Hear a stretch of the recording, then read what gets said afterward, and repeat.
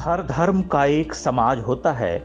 वह समाज मुख्यतः कैसा है, यह दिखाई पड़ता है।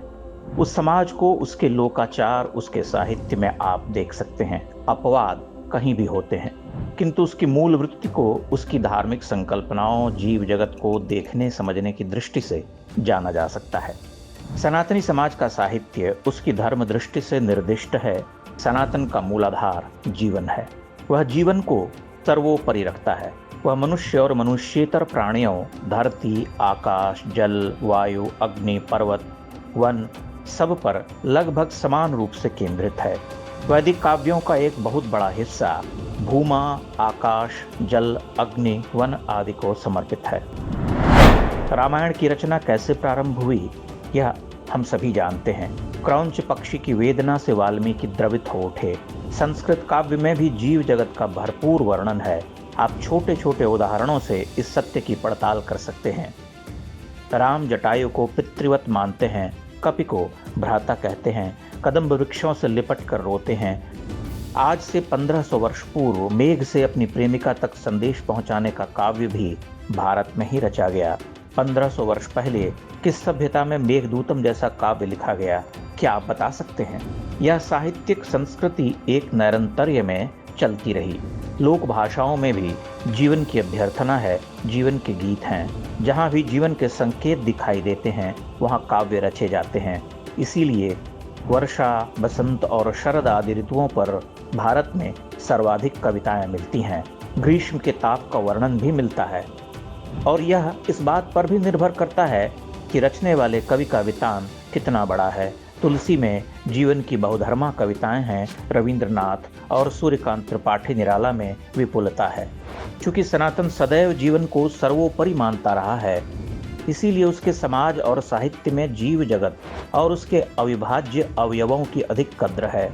मृत्यु के प्रति एक सहजता का भाव भी है, चूंकि वह समाज अनावश्यक लड़ता भिड़ता नहीं था, चूंकि उसमें दुराग्रही प्रवृत्तियां सबसे कम थीं और थोपता झुकाता मनवाता नहीं था। इसीलिए उसमें उदासी या नैराश्य कम है।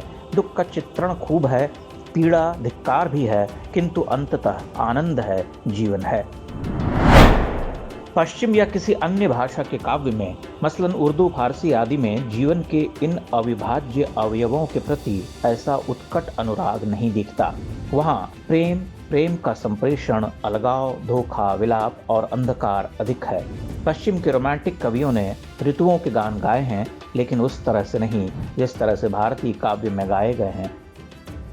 पश्चिमी रोमांटिक काव्य में शिशिर की क्लांत सिहरन है, बसंत का वैभव भी है, किंतु मेघदूत नहीं है।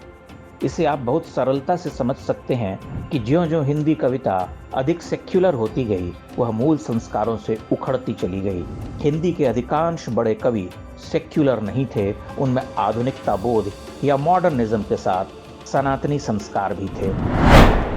जब निरंतर कई दिनों तक बरसात होती है तो मन ऊब जाता है।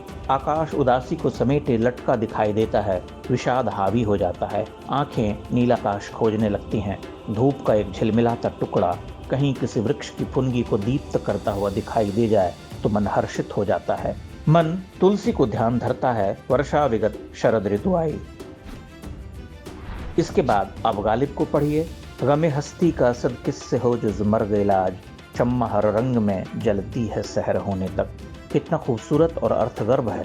गालिब में ऐसी उदासी बिखरी पड़ी है, उनकी वेदना विकट है, उनके व्यंग्य और विट लाजवाब हैं, पर वह अपने घनीभूत खोखल में ही रहते हैं।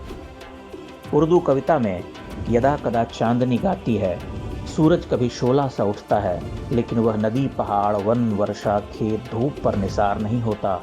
वह उनमें डूबता नहीं, उनके साथ बह नहीं पाता।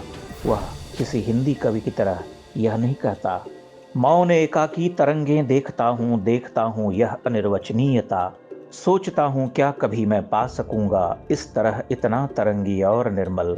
आदमी का रूप सुंदर, धूप में जग रूप सुंदर।